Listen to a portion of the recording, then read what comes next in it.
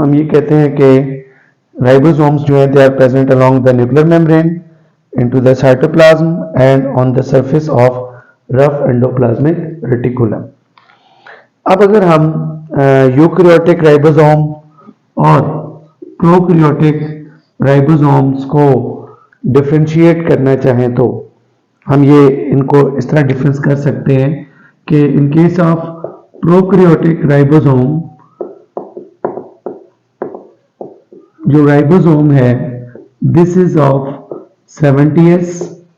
70s का मतलब है सेडिमेंटेशन रेट। जब भी हम किसी सेल के कंपोनेंट को सेपरेट करते हैं तो हम एक प्रोसेस परफॉर्म करते हैं जिसको हम सेंट्रीफ्यूगेशन कहते हैं।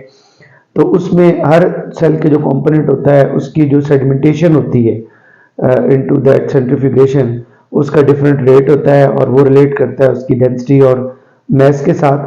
तो जो प्रोकैरियोटिक राइबोसोम होता है it is sedimented at 70s, that is its sedimentation rate।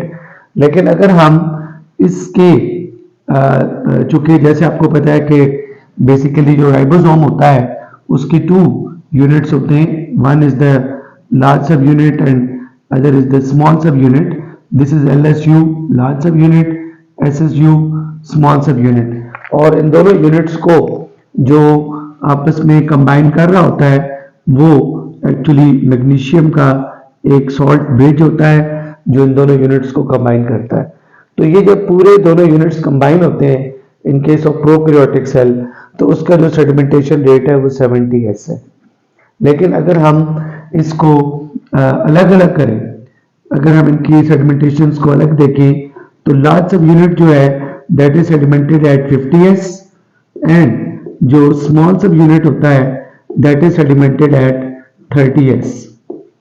तो अक्सर स्टूडेंट्स जो है वो ज़हन में ये क्वेश्चन लाते हैं कि 50 और 30 तो 80 होना चाहिए, लेकिन I am again telling you कि it is not sum, it is sedimentation rate.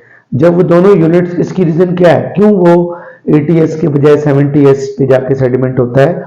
याद रखें कि जो सेडिमेंटेशन होती है it is directly proportional to the density, और जो डेंसिटी होती है it is inversely proportional to the volume.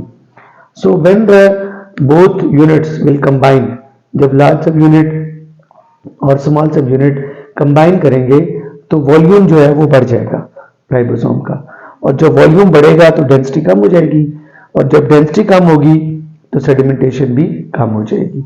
तो that is why instead of that कि वो 80s पे सेडिमेंट होता वो 70s पे सेडिमेंट होता है। तो इसकी रीजन जो है वो ये है कि इसमें डेंसिटी और वॉल्यूम की चेंज आ जाती है। जब ये दोनों यूनिट्स कंबाइन होते हैं तो तब ये डिफरेंस क्रिएट होता है। ऑन द अदर हैंड जो यूकैरियोटिक राइबोसोम है, eukaryotic ribosome is of 80s, ये 80s होता है। और इसके जब दोनों सब यूनिट्स को हम अलग अलग, लार्ज सब यूनिट और स्मॉल सब यूनिट, इसको जब हम अलग अलग सेडिमेंट करते हैं तो इसका लार्ज सब यूनिट 60s पे सेडिमेंट होता है और इसका स्मॉल सब यूनिट 40s पे सेडिमेंट होता है। यहाँ पर भी सेम वही रेशो है, वही रीजन है कि दोनों यूनिट्स जब कंबाइन कर जाएंगे तो फिर वो अल्टीमेटली वॉल्यूम में चेंज आएगा और डेंसिटी में चेंज आएगा। जब इन दोनों में चेंज आएगा तो फिर सेडिमेंटेशन में भी चेंज आएगा। तो ये जो है डिफरेंस यूकैरियोटिक और प्रोकैरियोटिक राइबोसोम के दरमियान पूछ भी लिया जाता है कि इन दोनों के दरमियान जो है वो विद रिस्पेक्ट टू डेंसिटी क्या डिफरेंस है और विद रिस्पेक्ट टू सेडिमेंटेशन क्या डिफरेंस है। तो this is the basic introduction about ribosome, its biochemical composition and its different sedimentation rates in case of eukaryotic and prokaryotic cell।